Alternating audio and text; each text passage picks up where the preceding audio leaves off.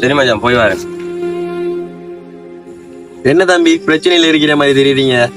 இல்லைண்ணா, நானும் அவனும் ஓடல் வர ஒன்றை தான் படித்தேன். நான் அவனை விட நல்லா தான் படிப்பேன். ஆனா அவன் படிக்காம விளையாட்டுத்தனமா திரிவான். நல்லா படிக்காதவன் ஜொப்ல இருக்கிறான்.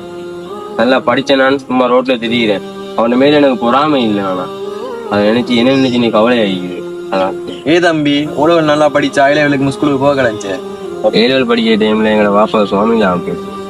அதுல கிளாஸுக்கு சொல்லி கட்டக்கூட கையில காசு இல்லை. அதனால நான் ஸ்கூல் போறதே நிப்பாட்டிட்டேன். தம்பி நீங்க கிளாஸ் போய் படிக்கணும். ஸ்கூல்ல தானே இப்ப நல்லா படிச்சு கொடுக்கா. ஸ்கூல்ல சரியா சேர்மா படிச்சு தரது இல்லை. அவனோட ஃப்ரைவேட் கிளாஸ் போகாததால. அதனால புள்ள எல்லாருமே ஃப்ரைவேட் கிளாஸ் போறேன். எனக்கு ஃப்ரைவேட் கிளாஸ் போறதுக்கு கூட கையில சல்லி இல்லை. அதனால ஒழுங்கா படிச்சு கொள்ள பிரைவேட் கிளாஸ் போறதுக்கு சல்லி இல்லாதனால தான் எனக்கு இந்த நிலைமை. இல்லாட்டி நானும் நல்லா படிச்சிருப்பேன். சரி நான் போயிட்டு வரேன்.